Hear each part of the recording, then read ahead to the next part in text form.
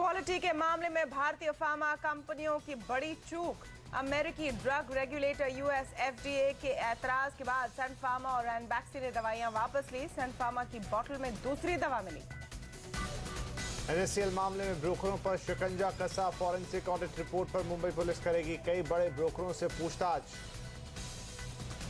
बाजार में जारी है जश्न का माहौल। लगातार 5वें दिन सेंसेक्स निफ्टी हरे निशान में बंद। इंट्राडे में सेंसेक्स ने तोड़ा 22,000 का स्तर। एक्साइज ड्यूटी घटने से ऑटो सेक्टर में रफ्तार लौटी। फरवरी में कारों की बिक्री 1.5% बढ़ी, लेकिन कमर्शियल व्हीकल की घटती बिक्री ने बढ़ाई चिंता। इन्फोसिस के पूर्व CFO V Balakrishnan Central Bengaluru से लड़ेंगे चुनाव। 60 उम्मीदवारों वाली चौथी लिस्ट में गुलेल.com के आशीष खेतान का भी नाम। डीएमके ने ए राजा और दयानिधि मारन को दिया टिकट। अरविंद केजरीवाल पर अपने इंटरव्यू को फिक्स करने का आरोप। टीवी चैनल के इंटरव्यू के कुछ खास हिस्सों को ज्यादा दिखाने पर दिया था जोर। और दागी नेताओं पर कसी सुप्रीम कोर्ट की नकेल। सांसदों और विधायकों के खिलाफ मुकदमों की सुनवाई साल भर में होगी पूरी। सुप्रीम कोर्ट का सभी ट्रायल कोर्ट को आदेश।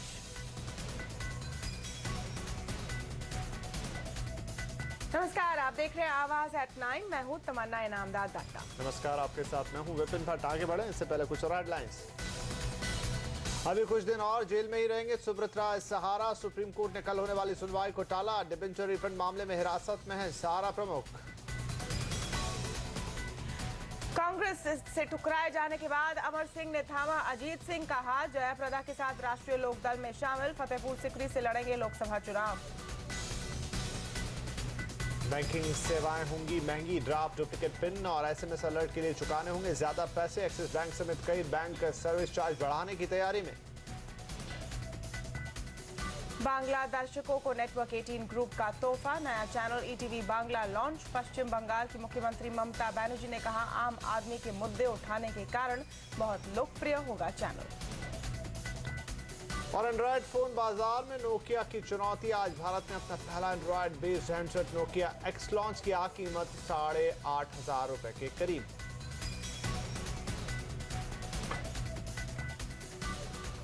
बाजार में तेजी का रुख बना हुआ है। आज लगातार 5वें दिन तेजी दिखाते हुए बाजार नई ऊंचाई पर बंद हुआ। ग्लोबल संकेत खराब थे, लेकिन इसके बावजूद बाजारों ने गजब का जोश दिखाया। एक वक्त तो सेंसेक्स 22,000 के स्तर को भी पार कर गया था। हालांकि आखिरी घंटों में ऊपरी स्तरों पर दबाव देखने को मिला और बाजार आखिरकार मामूली बढ़त पर ही बंद हुआ। बाजार में आज के पूरे कारोबार को विस्तार से समझा रहे हैं हमारे मार्केट एडिटर अनिल सिंह भी। हफ्ते की शुरुआत भारतीय बाजारों ने बड़े उतार चढ़ाव के साथ की, लेकिन हाँ, दिन भर लगभग 6500 के लेवल के ऊपर निफ्टी बने रहने में कामयाब हुआ। दुनिया भर के बाजारों से, खासतौर से एशियाई बाजारों से काफी कमजोरी के संकेत थे। रशिया और यूक्रेन के बीच में टेंशन फिर से बढ़ने के आसार को देखते हुए बाजार दबाव में थे और उसको देखते हुए भारतीय बाजार कमजोर खुले भी। लेकिन जहां खुले वहीं पर बॉटम बनाकर फिर से बाजारों ने रिकवरी देने की कोशिश की और फिर दिन भर हरे और लाल निशान के बीच में झूलते रहे। आखिरी 1-1.5 घंटे में बड़ा एक्शन दिखा। एक बार की बड़ा तेज उछाल और बाजार 6560 के करीब पहुंचते हुए दिखे। फाइनली बंद होते होते थोड़ी प्रॉफिट बुकिंग भी। तो कुल मिलाकर आज दिग्गजों में काफी कश्मकश वाला माहौल रहा, लेकिन सुबह से ही मिड कैप और स्मॉल कैप शेयरों ने मजबूती की कमान संभाले रखी और मिड कैप इंडेक्स को देखिए पूरे दिन भर काफी मजबूती के साथ बना रहा और यही वजह थी कि बढ़ने वाले शेयरों की तादाद ज्यादा थी कमजोर शेयरों के मुकाबले में और वॉल्यूम्स भी अच्छे ही आज के सेशन में नजर आए। तो ओवरऑल कह सकते हैं कि इन सब चिंताओं के बीच में भारतीय बाजारों ने प्रदर्शन ठीक ही किया। बैंक्स आज फिर से लाइमलाइट में थे और प्राइवेट सेक्टर बैंक्स को देखिए जबरदस्त तेजी यहां पर होती हुई दिखी। इंडस, कोटक, एचडीएफसी 5% ये स्टॉक बढ़ते हुए नजर आए और पीएसयू बैंक्स भी पीछे नहीं थे। एसबीआई के नेतृत्व में ये सारे बैंक्स काफी तेजी में रहे। कैपिटल गुड्स शेयरों में जबरदस्त उछाल जारी है। एलएनटी को बड़े ऑर्डर मिलने की खबर, लगभग 3000 करोड़ के आसपास, और स्टॉक में आप देखिए अच्छी तेजी बनती हुई नजर आ रही है। इसके अलावा ऑयल एंड गैस शेयरों से भी बड़ा सहारा आता हुआ दिखा। खासतौर से निफ्टी के दो बड़े दिग्गज रिलायंस और ओएनजीसी 2% के आसपास की तेजी यहां पर होती हुई दिखी। ऑटो शेयरों में बड़ा उछाल आज फिर से दिखा। खासतौर से मारुति में 4% के आसपास की तेजी बनती हुई दिखी। महिंद्रा और बजाज ऑटो भी मजबूत थे। रियल्टी शेयरों में तेजी बरकरार है। डीएलएफ जबरदस्त तेजी के मूड में और अब इन छोटे शेयरों में भी पूर्वांकरा, ओबेरॉय जैसे शेयरों में भी तेजी होती हुई दिख रही है। आईटी शेयरों में कमजोरी का सिलसिला अब भी बरकरार है। जबरदस्त मुनाफा वसूली और रुपए की मजबूती, टीसीएस, एचसीएल जैसे शेयरों में आज फिर से प्रॉफिट बुकिंग दिखी। रुपया खुला कमजोर था, लेकिन रुपया भी रिकवर कर चुका था और उसका असर आईटी के साथ साथ फार्मा शेयरों पर भी पड़ा। और साथ ही फार्मा शेयरों में रैनबैक्सी और सन फार्मा दोनों ने यूएस मार्केट से कुछ दवाएं फिर से बुला ली है, रिकॉल किए, उसका असर इन शेयरों पर नेगेटिव रुझान के तौर पर दिखा। और बैंकिंग लाइसेंस के दावेदारों में आज बड़ी तेजी बनती हुई दिखी। IDFC, L&T finance, LIC housing, IFCI जैसे शेयरों में फिर से अच्छी खासी खरीदारी होती हुई दिखी। खबरों के दम पर बड़ा एक्शन दिखा एफटी और एमसीएक्स के शेयरों में, जहां एक आज न्यूज़पेपर में ऐड आया कि जेएम फाइनेंशियल को एडवाइजर के तौर पर अपॉइंट किया गया, जो कि एमसीएक्स में की जो 24% हिस्सेदारी है एफटी के पास, उसने बेचने के लिए बोलियां मंगवाई। इसके बाद दोनों स्टॉक पॉजिटिव बंद हुए। होटल लीला 2000 करोड़ की प्रॉपर्टी बेचकर डेट कम करने की कोशिश कर रहा है। इस खबर के बाद स्टॉक तेजी से बंद हुआ। वेस्कॉन इंजीनियरिंग में बड़ा ऑर्डर मिलने की खबर पर तेजी होती दिखी। वहीं एचसीएल इन्फो में बड़े भारी भरकम ब्लॉक डील्स आज होते दिखे। ऊपरी सर्किट के आसपास स्टॉक पर 20% का बड़ा उछाल। और जेट एयरवेज में भी आज एक अच्छी खासी खरीदारी का रुझान देखने को मिला। तो कह सकते हैं ग्लोबल चिंताओं के बीच में भारतीय बाजारों ने विदेशी बाजारों के मुकाबले में एफआईएस की शुक्रवार की दमदार खरीदारी के आंकड़ों के बेसिस पर आज अच्छा प्रदर्शन किया। पॉजिटिव बंद होने में कामयाब रहे। सेंसेक्स 22,000 के पार और निफ्टी ने भी नए हाईज आज फिर से बनाए। चुनाव से पहले बाजार रिकॉर्ड ऊंचाई पर पहुंच गया है। ऐसे में आज से हमने शुरू किया है इलेक्शन स्टॉक, जिसमें हमारे एक्सपर्ट्स आपको बता रहे हैं कि चुनाव की घड़ी में कौन से स्टॉक्स चुने। तो चलिए सुनते हैं आज के टॉपिक्स।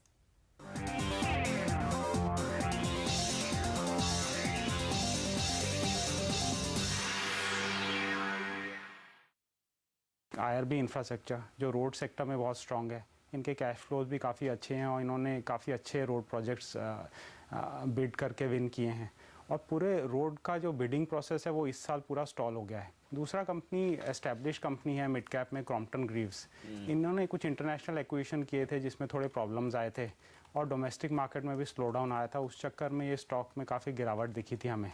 अब इंटरनेशनली भी रिवाइवल साइकिल है, डोमेस्टिकली भी कंज्यूमर गुड सेगमेंट उनका ठीक ठाक रिवाइव हो रहा है। एचडी मीडिया ऐसा स्टॉक है जिस पर जरूर दाव लगाना चाहिए। पहला टारगेट 97 का है और ये टारगेट एक्सटेंड हो सकता है और एनीवेयर हम ऊपर में 105 से 107 के लेवल देखने को मिल सकते हैं। मैं कर्नाटका बैंक को खरीदने की राय दूंगा किसी भी डिक्लाइन पे। 95 के नीचे के स्टॉप लॉस लगाएं।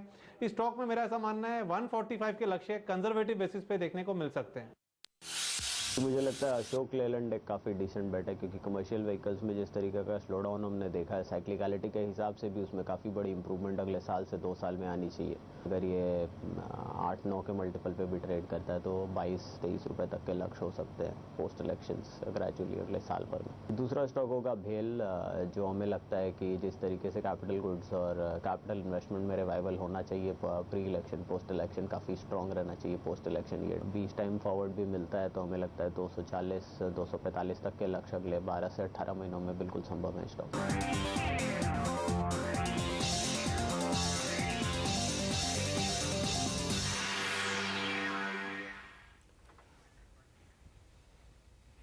देसी फार्मा कंपनियां अपना भरोसा लगातार खोती जा रही हैं। जी हां, हो सकता है कि आप जिस मर्ज की दवा खा रहे हो दरअसल डिब्बे में वो दवा निकले ही ना। जिस तरह से क्वालिटी के मामले में भारतीय कंपनियों से एक के बाद एक चूक हो रही है, उससे ये बिल्कुल मुमकिन है। रैनबैक्सी और अब सन फार्मा दोनों कंपनियों को अमेरिकी ड्रग रेगुलेटर यूएसएफडीए के ऐतराज के बाद अपनी दवाएं बाजार से रिकॉल करनी पड़ी है। ज्यादा जानकारी के लिए चलते हैं अपने सहयोगी सोनम मेहता के पास। सोनम, रैनबैक्सी, सन फार्मा ने अपनी दवाएं रिकॉल कर ली हैं अमेरिका में, ये फिर एक तरह से इन कंपनियों के ऊपर बट्टा है, क्या कारण था इसके पीछे?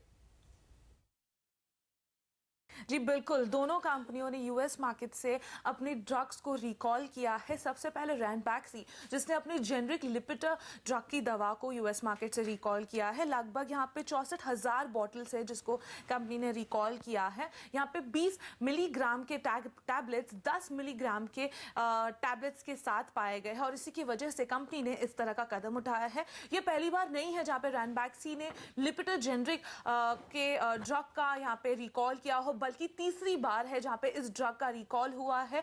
यूएस एफडीए के ऑलरेडी निशाने पे है रैनबैक्सी और इसके बाद फिर से एक और क्वालिटी इशू आना कंपनी के लिए काफी भारी पड़ सकता है और वही दिखाई दे रहा है। भारी इंपैक्ट पड़ता हुआ कंपनी के शेयर पर 3% की गिरावट देखने को मिली थी। वही सन फार्मा के ने भी अपने यूएस मार्केट से एक ड्रग को रिकॉल किया है। ये ड्रग है जेनरिक ग्लूमेडजा, जो एक डायबिटिक दवा है। लगभग 2,580 बॉटल्स का यहाँ पे रिकॉल हुआ है, क्योंकि एक कंप्लेन आई थी कस्टमर की तरफ से कि कंपनी की इस दवा की बोतल में दूसरी दवा पाई गई और इसकी वजह से कंपनी ने इस तरह का वॉलंटरी रिकॉल ऑलरेडी जनवरी 28 से शुरू कर दिया था। और लेकिन आपको बता दूं ये दोनों जो रिकॉल है वो क्लास 2 के रिकॉल है। इसका मतलब इस तरह की गलती के कारण किसी भी जो मरीज है उस पर कोई भी तरह का खतरा नहीं होगा। लेकिन स्टॉक पर तो नेगेटिव इंपैक्ट जरूर देखने को मिला। दोनों शेयर आज पिटते हुए दिखाई दिए 2 से 3% की गिरावट के साथ।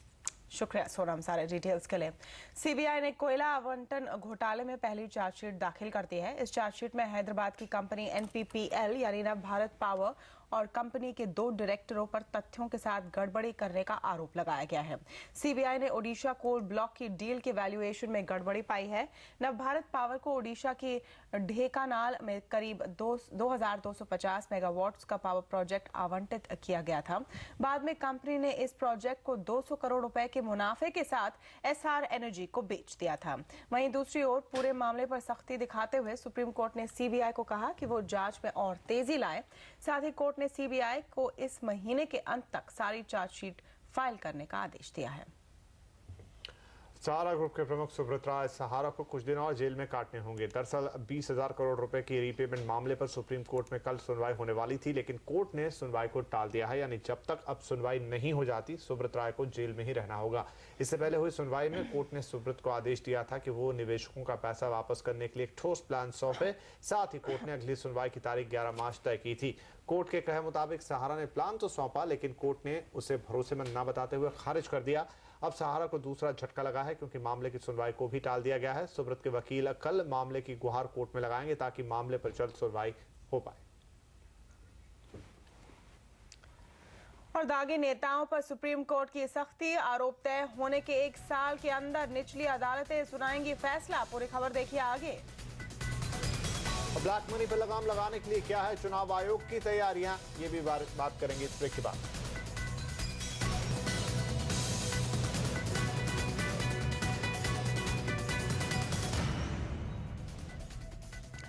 क्या आपको भी ऐसे नेताओं को देखकर कोफ्त होती है जिन पर किसी जुर्म के मामले में आरोप तो तय होते हैं लेकिन सजा मिलने में सालों लग जाते हैं? क्या ऐसा होने पर भारतीय कानून व्यवस्था से आपका भरोसा उठने लगता है? ज्यादातर लोगों का जवाब हाँ में ही होगा। लेकिन आज की एक बड़ी खबर से आपको सुकून जरूर मिलेगा। राजनीति में अपराधीकरण को रोकने के लिए सुप्रीम कोर्ट ने आज एक अहम आदेश दिया है।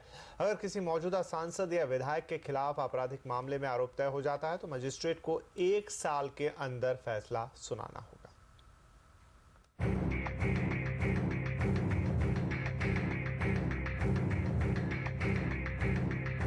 लालू यादव के खिलाफ चारा घोटाले में 1996 में आरोप तय हुए, लेकिन सजा 2013 में मिली। इस दौरान वो सत्ता का मजा लेते रहे, मुख्यमंत्री भी बने और केंद्र में मंत्री भी। इस मुकदमे के दौरान कई आरोपियों का देहांत भी हो गया, लेकिन अब ऐसा नहीं होगा। सुप्रीम कोर्ट ने सोमवार को एक जनहित याचिका की सुनवाई के दौरान ये ऐतिहासिक आदेश दिया। कोर्ट ने लॉ कमीशन की एक पुरानी सिफारिश पर मोहर लगा दी। आदेश के मुताबिक मौजूदा सांसद या विधायक से जुड़े किसी भी आपराधिक मामले में मजिस्ट्रेट को आरोप तय होने के 1 साल के अंदर फैसला सुनाना पड़ेगा। असामान्य परिस्थिति में मजिस्ट्रेट को ये लिखित तौर पर बताना पड़ेगा कि वो 1 साल के अंदर फैसला क्यों नहीं ले पाए। संबंधित हाई कोर्ट के मुख्य न्यायाधीश परिस्थिति को देखते हुए अतिरिक्त समय दे सकते हैं। यानी सुप्रीम कोर्ट ने मुकदमे के जल्द निपटारे का आदेश दिया है। सिटिंग एमएलए एमपी के खिलाफ अगर कोई क्रिमिनल ऑफेंस पे चार्जेस फ्रेम होते हैं बाय कोर्ट, उस सूरत में इनकी ट्रायल जो है एक्सपेडाइट हो जाएगी ऑटोमेटिकली और within 1 year it has to be concluded. कानूनी जानकार इस आदेश को सुप्रीम कोर्ट के एक दूसरे फैसले से जोड़कर देख रहे हैं। पिछले साल 2013 में सुप्रीम कोर्ट ने ये आदेश दिया था कि अगर किसी भी सांसद या विधायक को निचली अदालत से 2 साल या उससे ज्यादा की सजा होती है तो उसकी सदस्यता खत्म हो जाएगी। यानी मुकदमे के जल्द निपटारे का असर ये होगा कि अपराध करने वाले सांसद या विधायकों के लिए अब माननीय बने रहना संभव नहीं रह पाएगा।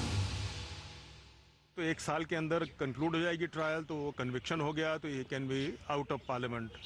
तो ऑब्जेक्टिव ये है कि पार्लियामेंट साफ रहे।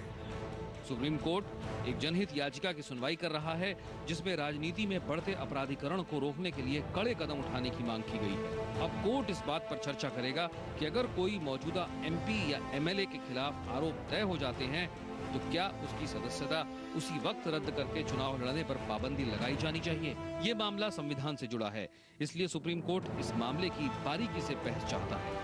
इन बिंदुओं पर अब जुलाई में सुनवाई होगी। शाम खान, दिल्ली। लेकिन सुप्रीम कोर्ट का यह फैसला कई सवाल भी खड़े करता है। पहले तो यही कि कोर्ट के सामने किसी सांसद या विधायक को प्राथमिकता क्यों दी जाए, साथ ही कि इस फैसले को लागू करना कितना प्रैक्टिकल या व्यवहारिक होगा। इस पर विस्तार से चर्चा करने के लिए हमारे साथ है सुप्रीम कोर्ट के पूर्व जस्टिस RS सोढ़ी। सोढ़ी साहब, स्वागत है आपका आवाज एट 9 में। सुप्रीम कोर्ट के इस फैसले के पीछे मंशा तो अच्छी है, लेकिन ये कितना व्यवहारिक है? देखिए, सुप्रीम कोर्ट का जो फैसला है इसका स्वागत तो करना ही पड़ेगा और ये अच्छा फैसला है और ये रेवोल्यूशनरी है इन इट्स ओन वे। इसकी प्रैक्टिकलिटी तो ये जैसे ग्राउंड रियलिटीज़ के मुताबिक देखा जाएगा तो अभी तक तो कुछ कह नहीं जा सकता कि सारे जो मुकदमे होंगे वो एक साल में ख़त्म हो जाएंगे, लेकिन हाँ, अटेम्प्ट ज़रूर होगा एंड ये अच्छा अटेम्प्ट है और अच्छी बात है। जी बिल्कुल, एक अच्छी बात है, लेकिन इसका एक फ्लिप साइड भी है सोढ़ी साहब। वो ये कि जो आम आदमी हैं, जो दूसरे लोग हैं, उनके तो मामले सालों साल लंबित रहते हैं और फैसला आ नहीं पाता। फिर विधायकों और सांसदों को ऐसा स्पेशल ट्रीटमेंट क्यों? अरे स्पेशल ट्रीटमेंट तो है, ये स्पेशल ट्रीटमेंट ये है कि भी स्पीडी जस्टिस होगी। ये लेजिस्लेचर्स जो लॉ मेकर्स हैं, अगर वही अपनी टर्म्स दो तीन टर्म्स गुजार दें इंस्पाइट ऑफ द फैक्ट कि वो अक्यूज्ड ऑफ ऑफेंसेस हैं, तो ये कहाँ तक जायज़ होगा। तो एटलीस्ट मिनिमम तो ये करो ना कि भाई लॉ मेकर जो है वो साफ आदमी होना चाहिए और उसके खिलाफ अगर कोई मुकदमा है तो मुकदमा अगर साबित हो गया तो वो लॉ मेकर नहीं रहेगा, अगर साबित नहीं हुआ तो वो कंटिन्यू करेगा। इसलिए ये अर्जेंसी तो लॉ मेकर्स की है, लेकिन हाँ, आम आदमी के लिए भी ऐसी ही अर्जेंसी होनी चाहिए, तो ये ज़्यादा अच्छा होगा। सर, एक और जो सवाल उठता है कि खास तौर पर ये फैसला निचली अदालतों पर लागू होगा। ज्यादातर मामलों में ऊपरी अदालत में चुनौती दी जाती है। ऐसे में क्या ऊपरी अदालतों पर भी समय सीमा लागू होनी चाहिए? देखिए, सुप्रीम कोर्ट का मॉनिटर तो है नहीं। सुप्रीम कोर्ट ने एक मंशा जाहिर की है और उन्होंने लॉ ले किया है फॉर द ट्रायल कोर्ट्स, लेकिन ये जो हाई कोर्ट्स हैं, high courts are suppose to be constitutional authorities हैं, रिस्पॉन्सिबल अथॉरिटीज़ हैं, और ये उम्मीद की जा सकती है कि भाई वो इररिस्पॉन्सिबिलिटी एक्ट नहीं करेंगी। ऐसे ही सुप्रीम कोर्ट जो खुद के पास जो मुकदमे पड़े हुए हैं वो भी कई सालों के पड़े हुए हैं, वो सुप्रीम कोर्ट भी वैसे ही रिस्पॉन्सिबली एक्ट करेगी और ख़ुद के भी मुकदमे जल्दी फैसला करेगी, जैसे फिर हाई कोर्ट भी करेगी जल्दी फैसला। और ट्रायल कोर्ट के लिए तो अब डायरेक्शन आ गई है कि वो अकाउंटेबल हो जाएंगे टू द हाई कोर्ट। जी सोढ़ी साहब, बहुत शुक्रिया हमसे बातचीत करने के लिए। उधर चुनाव में काले धन के इस्तेमाल पर लगाम लगाने के लिए चुनाव आयोग सख्त नजर आ रहा है। इस संबंध में चुनाव आयोग ने आज सभी राजनीतिक दलों के अकाउंट ऑडिटर्स की बैठक बुलाई है। सूत्रों के मुताबिक इस बैठक में चुनाव खत्म होने के बाद सभी राजनीतिक दलों से चुनाव में खर्च की गई रकम का ब्यौरा मांगने के आदेश दिए जा सकते हैं। आयोग की कोशिश है कि इसके जरिए काले धन के इस्तेमाल पर लगाम लगाई जा सके। इस बैठक में चुनाव आयोग ने institute of chartered accountants of India के नुमाइंदों को भी बुलाया था। और NSCL मामले में ब्रोकरों पर होगी सख्ती, क्या करने वाली है मुंबई पुलिस? देखिए पूरा अपडेट इस ब्रेक के बाद। और एक्सिस बैंक समेत कई बैंकों ने सर्विस चार्ज बढ़ाने की तैयारी की। बैंकों की कौन सी सेवाएं होने जा रही महंगी, बताएंगे आपको आगे।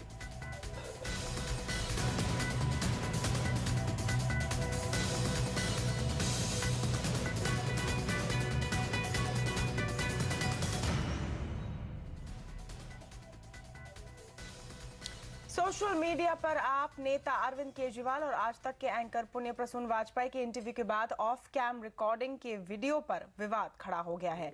वीडियो क्लिप में केजरीवाल और पुण्य प्रसून वाजपेयी के बीच जो बातचीत हो रही है उसमें लगा कि केजरीवाल अपने इंटरव्यू के खास हिस्सों को प्रमोट करने को कह रहे हैं, लेकिन आज तक ने इस विवाद पर अपना बयान जारी किया है और कहा कि उसकी प्रतिष्ठा को चोट पहुंचाने की एक कोशिश है।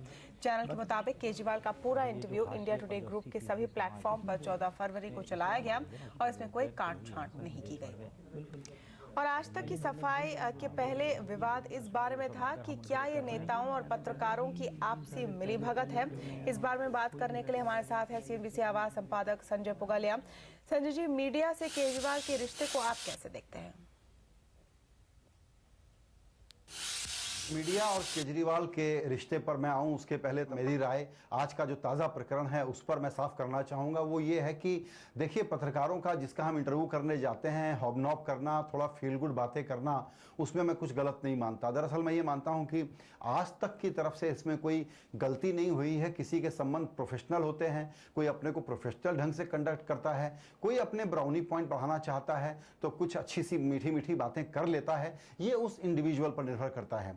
इस वीडियो क्लिप को मैंने देखा है, मुझे आपत्ति इसमें इस बात पर है जिसको मैं कहूंगा कि एक प्रकार की बौद्धिक ईमानदारी की कमी, जिसमें अरविंद केजरीवाल ये कह रहे हैं कि देखिए, आपका वो जो सवाल था ना प्राइवेट सेक्टर वाला, उसका जवाब मैंने नहीं दिया, उस तरफ मैं गया नहीं, क्योंकि अगर मैं उसका जवाब दूंगा तो मिडिल क्लास का हमारा वोटर नाराज हो जाएगा। उस झगड़े में हम अभी क्यों पड़े? इसका मतलब कि इनका कोई व्यू है जिनको वोट के चक्कर में ये शेयर करने से डर रहे हैं। तो जिस प्रकार के आंदोलनकारी केजरीवाल जी हैं, अगर वो इस प्रकार की जोड़ तोड़ और अपने वोट का हिसाब लगा करके बात कर रहे हैं, जबकि मानते हैं उस इंटरव्यू में कि मेरा व्यू कुछ है उस पर, लेकिन उस तरफ मैं गया नहीं, मुझे आपत्ति इस बात पर है। और इस बात पर मीडिया की स्क्रूटनी कितनी है, ये एक दूसरा सवाल है जो मुझे लगता है कि हम सब लोगों को अब इसको दो चार करना होगा। जहां तक आपने कहा कि मीडिया और केजरीवाल के रिश्तों का सवाल कैसा है, संबंध कैसा है, मैं ये कहूंगा कि ये जो आंदोलन है, मीडिया ने इसको मिडवाइफ किया है। तमन्ना एक तरीके से मीडिया से संचालित, मीडिया जनित, मीडिया को ध्यान में रख करके चलाया गया मूवमेंट था। बड़ा भारी ट्रैक्शन मिला और इसमें मैं 100 में 100 नंबर दूंगा अरविंद केजरीवाल की स्ट्रेटजी को और इस पार्टी की स्ट्रेटजी को। अब गड़बड़ कहां है?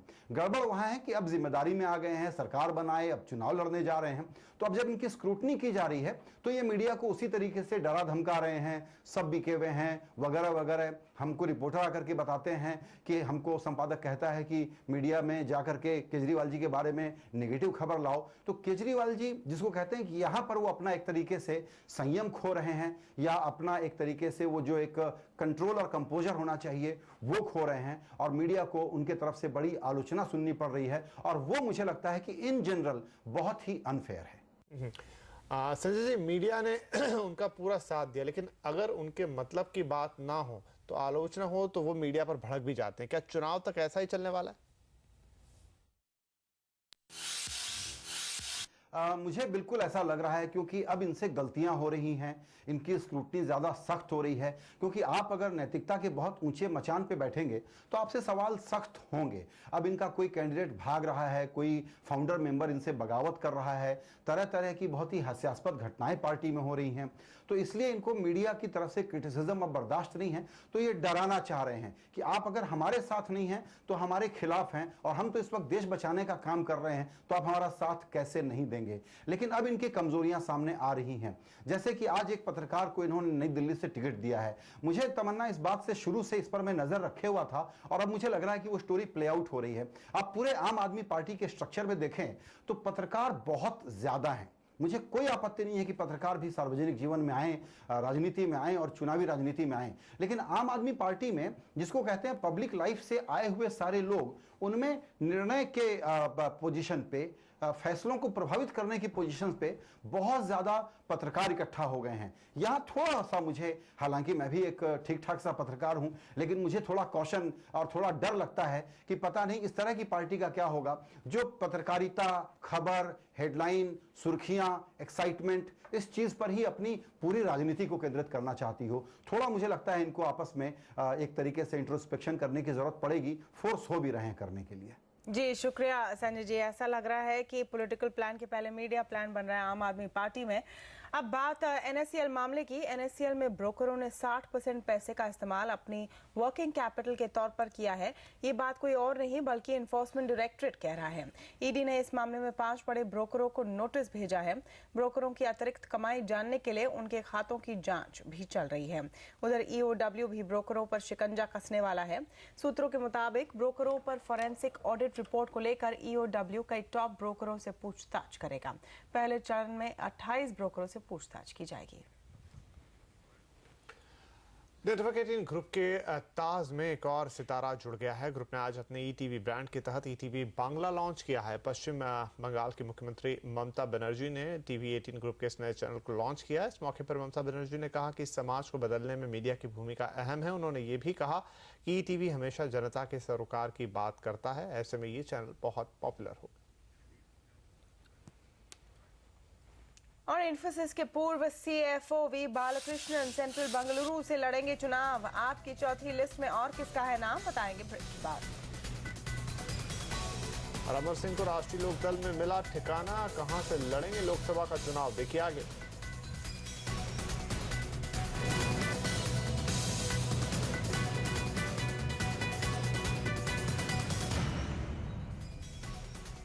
क्वालिटी के मामले में भारतीय फार्मा कंपनियों की बड़ी चूक। अमेरिकी ड्रग रेगुलेटर US FDA के ऐतराज के बाद सन फार्मा और रेनबैक्सी ने दवाएं वापस ली। सन फार्मा की बोतल में दूसरी दवा मिली।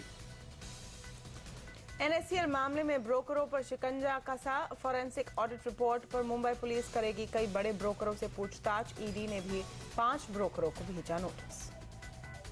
बाजार में जारी है जश्न का माहौल। लगातार 5वें दिन सेंसेक्स निफ्टी हरे निशान में बंद। इंट्राडे में सेंसेक्स ने तोड़ा 22,000 का स्तर। इन्फोसिस के पूर्व CFO V Balakrishnan Central Bengaluru से लड़ेंगे चुनाव। 60 उम्मीदवारों वाली चौथी लिस्ट में Gulel.com के आशीष खेतान का भी नाम। DMK ने A राजा और दयानिधि मारन को दिया टिकट। देश में बहुत बदलाव चेंजेस करने का है और मेरे को लगा कि सिर्फ पॉलिटिक्स से वो चेंजेस कर सकते हैं, इसलिए मैं पॉलिटिक्स में आ गया। चुनावी रणभूमि में उतरे UIDAI के पूर्व चेयरमैन और इन्फोसिस के को फाउंडर नंदन नीलेकणी। साउथ बंगलुरु से लड़ेंगे चुनाव। नेटवर्क 18 से एक्सक्लूसिव बातचीत में कहा जीतने का पूरा भरोसा। और दागी नेताओं पर कसी सुप्रीम कोर्ट की नकेल। सांसदों और विधायकों के खिलाफ मुकदमों की सुनवाई साल भर में होगी पूरी। सुप्रीम कोर्ट का सभी ट्रायल कोर्ट्स को आदेश। अभी कुछ दिन और जेल में ही रहेंगे सुब्रत राय सहारा। सुप्रीम कोर्ट ने कल होने वाली सुनवाई को टाला। डिबेंचर रिफंड मामले में हिरासत में सहारा प्रमुख। और बांग्ला दर्शकों को नेटवर्क 18 ग्रुप का तोहफा। नया चैनल ETV बांग्ला लॉन्च। पश्चिम बंगाल की मुख्यमंत्री ममता बनर्जी ने कहा आम आदमी के मुद्दे उठाने के कारण बहुत लोकप्रिय होगा चैनल। अब देश भर से कुछ बड़ी राजनीतिक खबरों पर नजर।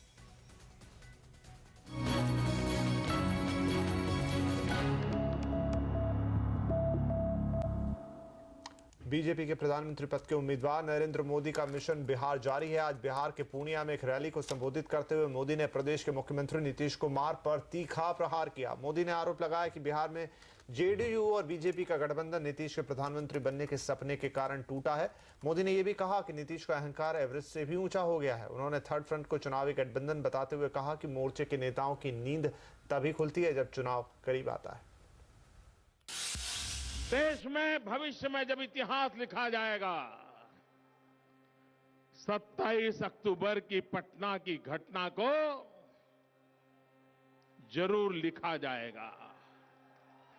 इन धमाकों के बाद भी न हिले न डिगे, ऐसा दृश्य कभी भी सार्वजनिक जीवन में असंभव है भाइयों। इन्फोसिस के पूर्व CFO V Balakrishnan Central Bengaluru से लोकसभा का चुनाव लड़ेंगे। आम आदमी पार्टी ने V बालकृष्णन को बेंगलुरु से अपना उम्मीदवार बनाया है। पार्टी ने आज लोकसभा चुनाव के लिए 60 उम्मीदवारों वाली चौथी सूची जारी कर दी। इसमें खोजी पत्रकार और Gulel.com के आशीष खेतान को नई दिल्ली से टिकट दिया गया है। खेतान कांग्रेस के अजय माकन को टक्कर देंगे। प्रमुख नामों में मशहूर कॉमेडियन भगवंत मान भी शामिल हैं। उन्हें पार्टी ने पंजाब के संगरूर से अपना उम्मीदवार घोषित किया है। बंगलुरु में इस बार के चुनाव में एक और बड़ा नाम है जिस पर सबकी नजर है और वो नाम है यूआईडीएआई के पूर्व चेयरमैन और इन्फोसिस के को फाउंडर नंदन नीलेकणी का। वो कांग्रेस के टिकट पर चुनाव लड़ेंगे। IBN 18 नेटवर्क के editor in chief Rajdeep Sardesai ने उनसे बातचीत की। हमारे साथ है अब बंगलोर दक्षिण के कैंडिडेट नंदन नीलेकणी, इन्फोसिस से आधार स्कीम में और फिर अब कांग्रेस के प्रत्याशी है बंगलोर दक्षिण से। नीलेकणी जी, ये बताइए क्या वजह है कि आपने ये डिसीजन लिया कि आप चुनाव लड़ेंगे? चुनाव लड़ना कोई आसान बात नहीं है। क्या आपने कहीं बड़ा रिस्क नहीं लिया? मेरे को देश में बहुत बदलाव चेंजेस करने का है और मेरे को लगा कि सिर्फ पॉलिटिक्स से वो चेंजेस कर सकते हैं, इसलिए मैं पॉलिटिक्स में आ गया। लेकिन ये बड़ा रिस्क नहीं लिया? आपको कहीं डर नहीं लगता कि एक तो इन्फोसिस का जमाना था जब आप बड़े CEO थे, अब आपको लोगों के सामने, जनता के सामने जाकर जवाब देने पड़ेंगे और आसान नहीं होता। क्या आपने बड़ा रिस्क नहीं लिया है? रिस्क लेने का मेरा it's in my character. Infosys कभी हम इन्फोसिस चालू किया वो तभी भी रिस्क लिया मैं। When I moved to आधार तभी that was also risk. So risk is part of my life. लेकिन कांग्रेस पार्टी ने से आप जुड़ गए हैं अब ऐसे समय में जब लोगों को लगता है, खास करके शहरों में, सिटीज में, कि कांग्रेस के खिलाफ लहर है। आपने कांग्रेस को क्यों चूज किया? लोग कहते हैं कि आम आदमी पार्टी में चले जाते हैं। कांग्रेस का आइडियोलॉजी और मेरा आइडियोलॉजी में बहुत। आम आदमी पार्टी में आपको कोई ये नहीं है? नहीं, I think Congress party and my ideology are in sync and I'm very happy to be in the Congress. क्योंकि लोग कहते हैं मोदी की लहर है, खास करके शहरों में। राहुल गांधी इस समय मोदी के बड़े पीछे चल रहे हैं। नंदन नीलेकणी जैसे अच्छे लोग भी कहीं उस लहर में आप नहीं, आई एम वेरी कॉन्फिडेंट और मेरे को कॉन्फिडेंस है कि बेंगलुरु साउथ दक्षिण क्षेत्र का मैं जीत सकता हूँ। क्या नई चीज आप लाएंगे? एक अगर मैं पूछूं, नई चीज आप क्या लाना चाहते हैं? क्या आप वाकई समझते हैं कि अर्बन मिडिल क्लास फेस जो है वो एक तरह से राजनीति बदल सकता है, पॉलिटिक्स? हाँ, वो पूछ रहे हैं कोई somebody who will give opportunity, कोई प्रॉब्लम सॉल्विंग टाइप का पॉलिटिशियन चाहिए। that's what people expect. क्या आपको लगता है कि लोग तैयार हैं एक नए चेहरे को चांस देने? क्योंकि आपके कैंडिडेट, आपके कंस्टिट्यूंसी में अनंत कुमार है जो 5 बार वहां से MP बीजेपी के चुनकर आए हैं। मेरे को कंप्लीट कॉन्फिडेंस है कि मेरे जैसे कैंडिडेट के लिए अभी टाइम आ गया है। काफी दिनों से सियासी मैदान में वापसी के लिए बेचैन अमर सिंह को आखिरकार अजीत सिंह का सहारा मिल गया। अमर सिंह आज अपनी सहयोगी जया प्रदा के साथ RLD यानी राष्ट्रीय लोक दल में शामिल हो गए। अजीत सिंह के साथ बाकायदा एक प्रेस कॉन्फ्रेंस कर अमर और जया ने अपने RLD में शामिल होने का ऐलान किया। पार्टी में शामिल होने के बाद अमर सिंह फतेहपुर सिकरी से लोकसभा का चुनाव लड़ेंगे, जबकि जया प्रदा बिजनौर से चुनाव लड़ेंगी।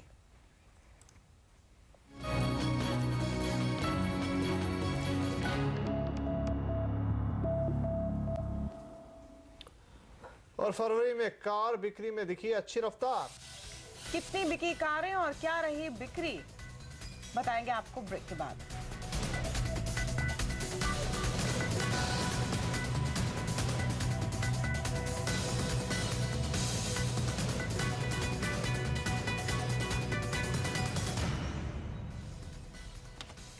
चार महीने बाद पहली बार कारों की बिक्री की ग्रोथ पटरी पर वापस आ गई है। अंतरिम बजट में एक्साइज ड्यूटी में कटौती के बाद कारों की बिक्री फरवरी में करीब 1.5% तक बढ़ गई है। हालांकि कमर्शियल व्हीकल्स की बिक्री पर ड्यूटी में कमी बेअसर दिखी है।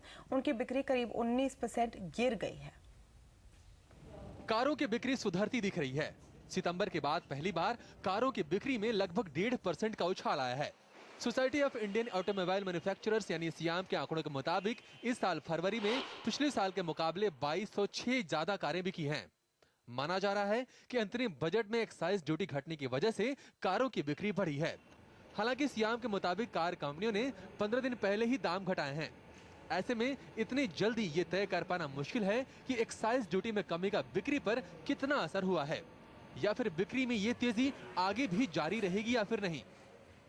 जो पैसेंजर कार की ग्रोथ है फरवरी में थोड़ी सी बढ़ी है, 1.38% की ग्रोथ है, लेकिन वो ग्रोथ सस्टेनेबल है कि नहीं वो कुछ कह नहीं सकते।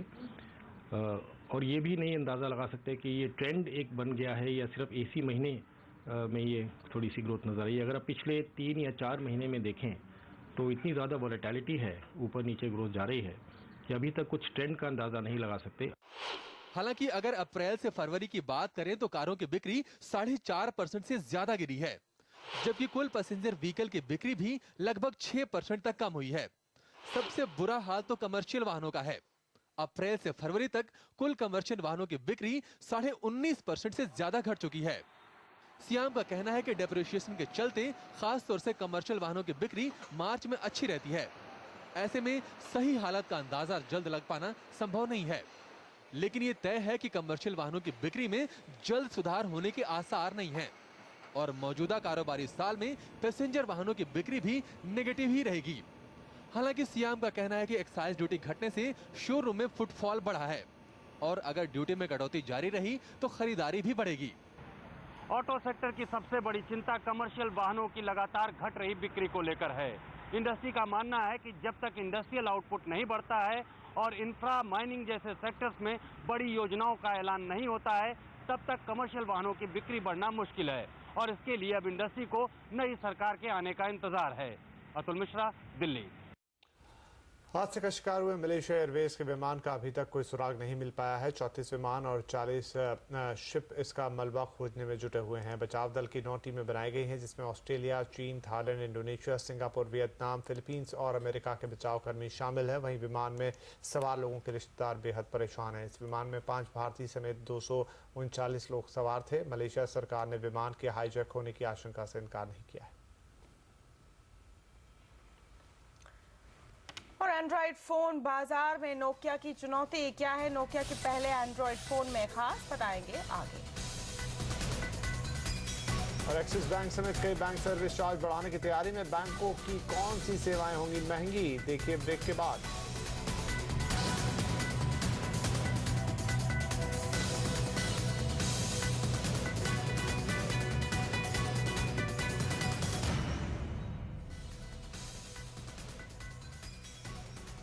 बैंक भले ही अभी एटीएम ट्रांजैक्शन पर फीस लेने में कामयाब नहीं हुई हो, लेकिन दूसरी सर्विसेज का चार्ज उन्होंने बढ़ा दिया है। अब आपको ड्राफ्ट बनवाने के लिए, डुप्लीकेट पिन लेने और एसएमएस अलर्ट के लिए ज्यादा पैसे चुकाने होंगे।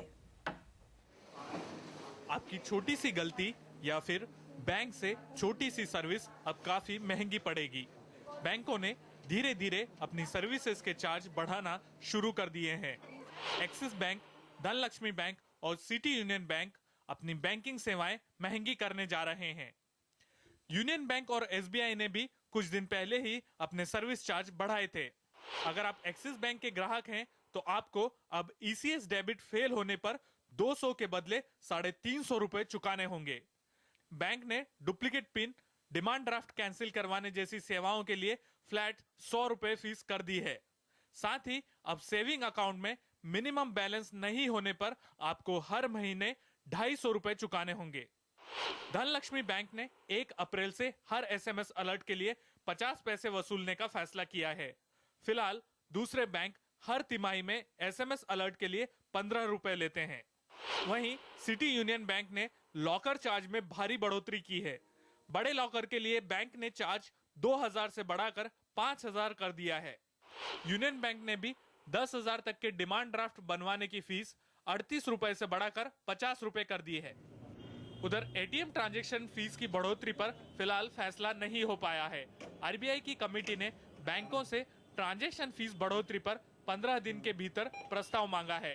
फैसला चाहे जो भी हो, लेकिन आपकी जेब कटनी तय है। वीरेंद्र व्यास, मुंबई। एंड्रॉयड फोन्स की लोकप्रियता को देखते हुए नोकिया ने भी अपना पहला Android phone Nokia x launch कर दिया है। कंपनी ने फिलहाल इस फोन को दिल्ली, मुंबई, बेंगलुरु में उतारा है। इस फोन की कीमत है 8,600 रुपए।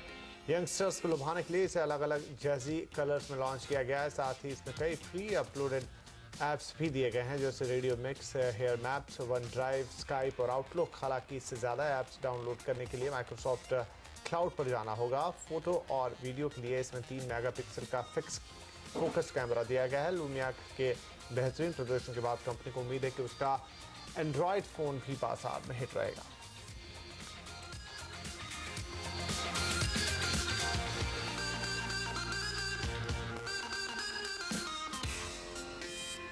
और आवाज 9 में फिलहाल इतना ही। कल आपसे फिर होगी मुलाकात, तब तक के लिए नमस्कार।